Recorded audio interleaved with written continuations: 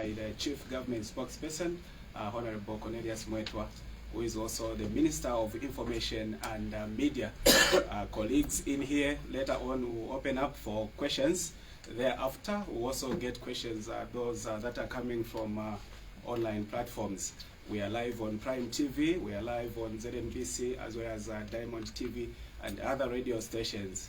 Right now, I hand over to the Minister of Information and Media. Honorable Ministers. Thank you very much, and good morning, countrymen and women and the youth of Zambia. At our media engagement this morning, I wish to take an opportunity to update the nation on the decisions that Cabinet made at their last sitting last week. Let me indicate, therefore, that the President of the Republic of Zambia, Mr. Hakainde Hichilema, on Thursday, 23rd May 2024, called for the 9th Cabinet meeting of the year 2024 at State House to deliberate on a number of economic policy matters aimed at enhancing national development in the country for the good of the general citizenry of our people, as stipulated in the economic agenda of government. Among the decisions Cabinet made were the following. Number one, firstly, an update on the implementation of the drought response plan. His Excellency, the President of the Republic of Zambia, Mr. Hakainde Hichilema, in view of the devastating effects of the drought in the country, declared a drought as a national disaster and emergency on 29th February 2024. Further, a humanitarian appeal was also issued on 16th April 2024. Accordingly, the Food Security Drought Response Plan for the period April 2024 to May 2025 was developed and it was approved by Cabinet. 84 districts that are greatly affected by the drought were identified, and urgent government attention in terms of immediate food assistance is underway.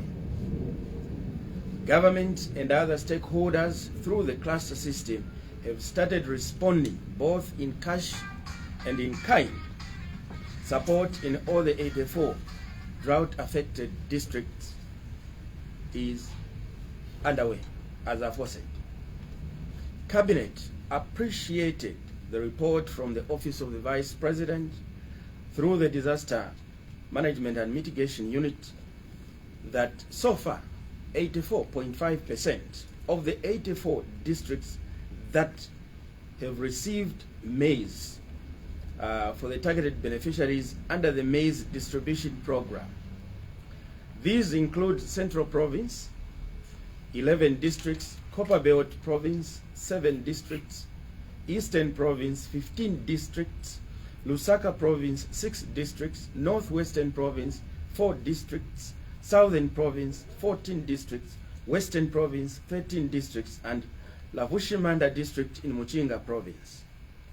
This gives a total of 71 districts out of the 84 districts in which citizens are already benefiting from the distribution of maize.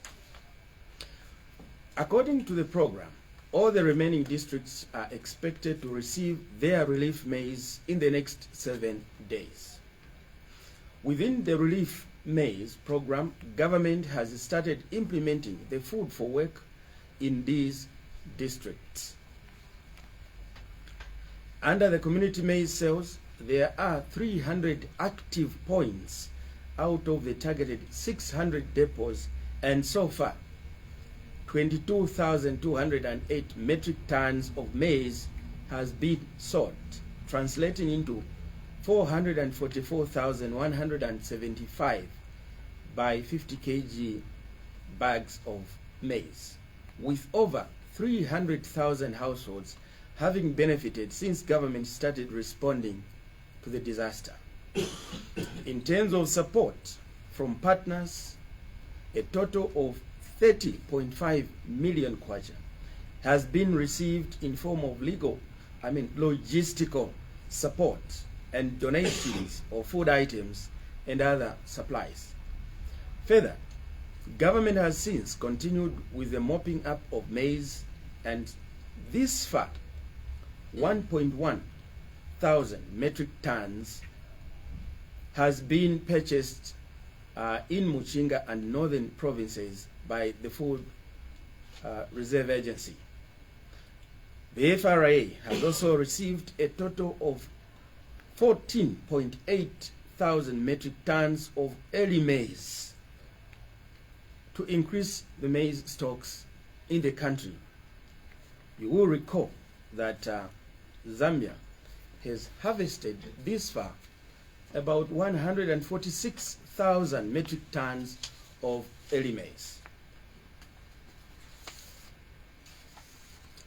Issue number 2, development of infrastructure at Kasumbalesa border through the public-private partnership.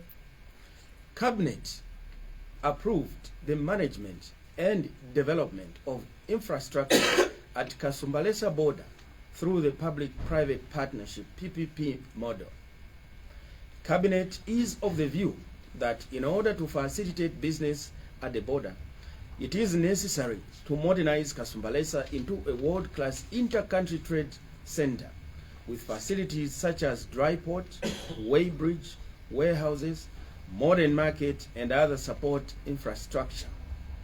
The ultimate objective is to address the current informalities of trade, infrastructure deficiencies, and unstructured developments, which have continued to pose challenges to users of the facility. At that same meeting of 23rd May 2024, the Cabinet resolved one matter of profound importance that the nation should know. The nation will recall that the Road Transport and Safety Agency on 20th May 2024 issued a public notice on the revised road user fees, which became effective the same day. Cabinet, however, at its 9th meeting held at State House on 23rd May 2024, resolved to suspend with immediate effect the implementation of the revised road user fees by the Road Transport and Safety Agency in view of government's declaration of the drought as a national disaster and emergency, and the consequent implementation of the drought response plan. In its deliberation, Cabinet was cognizant of the fact that the country, and indeed the citizens, are faced with a number of challenges, and that this, therefore, is not the right time to introduce hiked fees under RATSA. We therefore like to urge the general public, particularly those who would like to get services from RATSA, to go and continue to get their services, such as driver's licenses and other paraphernalia of services that RATSA offers at the same fee that they have been paying before. Therefore, the fees that were announced by RATSA, which had raised concern amongst some quarters of our citizenry, have henceforth been suspended, and would like to indicate that this also was in line with the fact that the new Dawn administration is a listening government, And therefore, when its citizens raise concern, and it is a matter within the realm of capacity to be able to respond, your government responds immediately. Dear colleagues, thank you. I thought these are the issues we needed this morning to be able to alert the nation that its cabinet deliberated upon last week, and therefore they needed to know.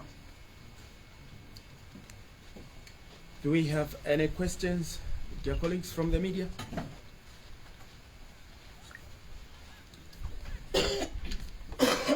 It would appear that, do we have questions at the back?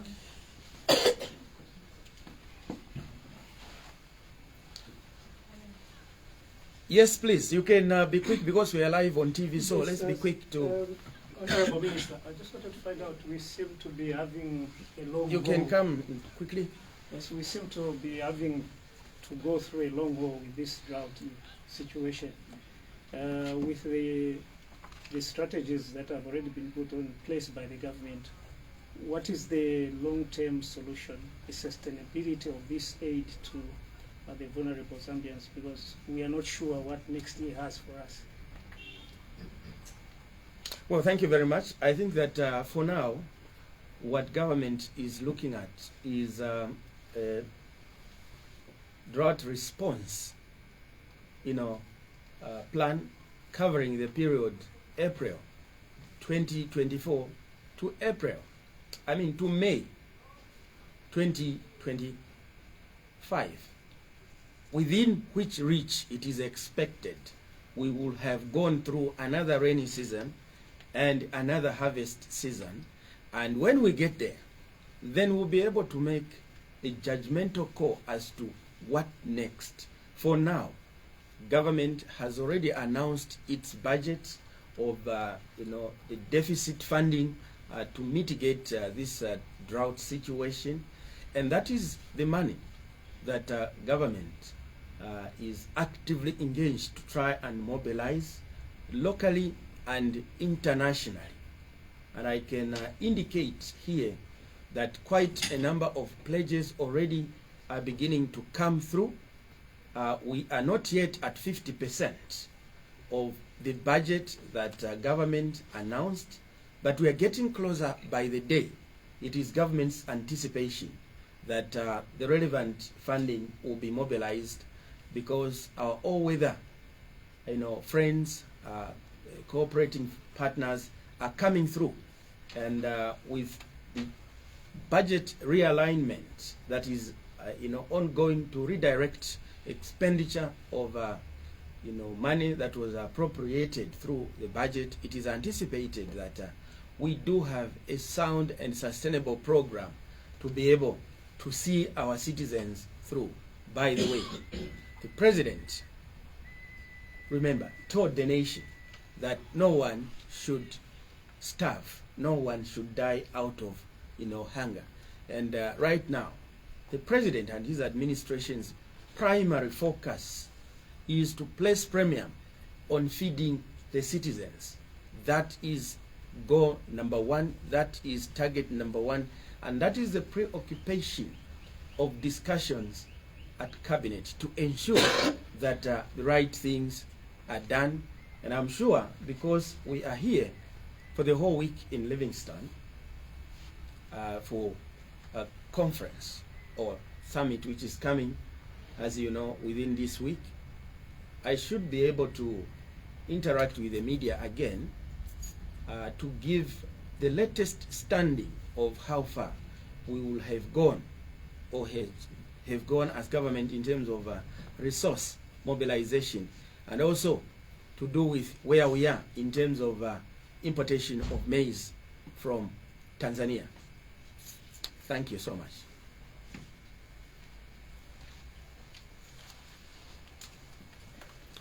Liz, do you have questions? You don't have a question? No question.